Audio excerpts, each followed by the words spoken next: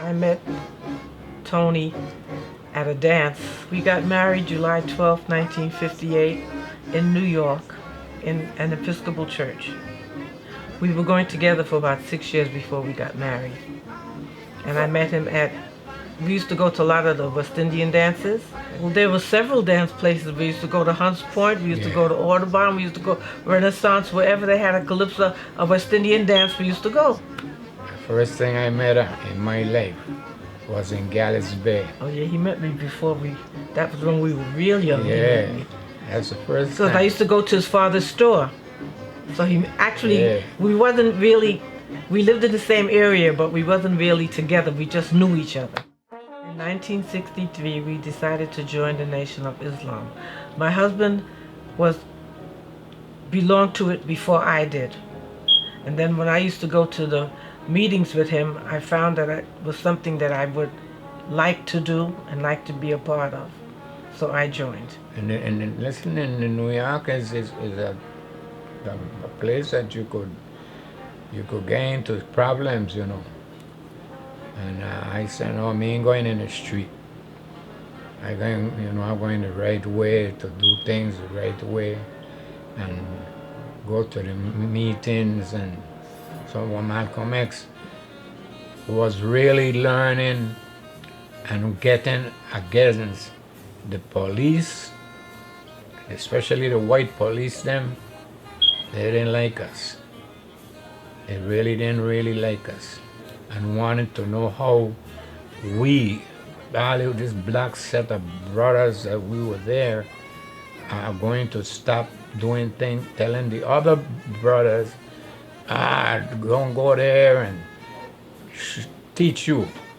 It taught us a lot of things to do, to not go into the street, not into gambling, not to messing other, things that you could get into a lot of problems. And we said no. I said right away, no, I'm going to stay there with the young brothers, with these brothers. When Malcolm spoke, he spoke in a language that you could understand. It wasn't something, he didn't use his book language. He talked in common language that you could understand and that made you want to be with him. When Malcolm X came back from Mecca, he was a changed person. He taught us to not to hate all white men, but to hurt. There was some that we should appreciate because they were Muslim just like us.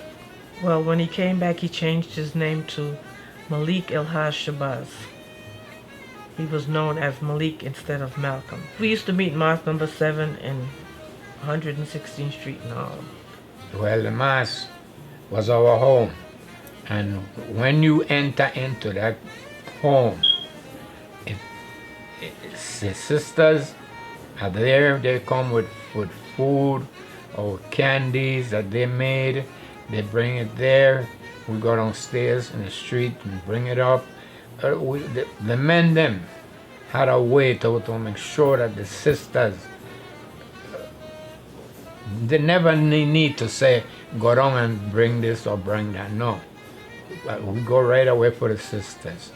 It was in February 1965. I think it was the Renaissance Ballroom. If it wasn't the Renaissance, it was the Audubon Ballroom. And I remember going with my family.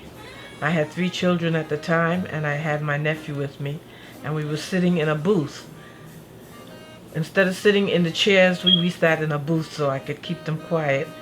And when the shooting started, when the uproar started, I ducked down and pulled my children down underneath the table and left my nephew sitting up. I forgot I had him with me.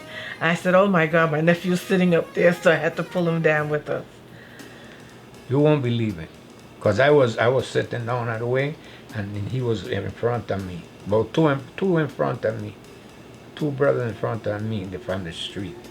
And I was there watching him because everybody had a chance. And we did said, be careful with what's happening with some of these people. Because you could see that they really didn't want to come in. They only came in there to be in problem. But we we didn't know that they had their gun. We didn't, you know, those three. When they said Assalamu alaikum, all you heard was bow, bow, bow, bow.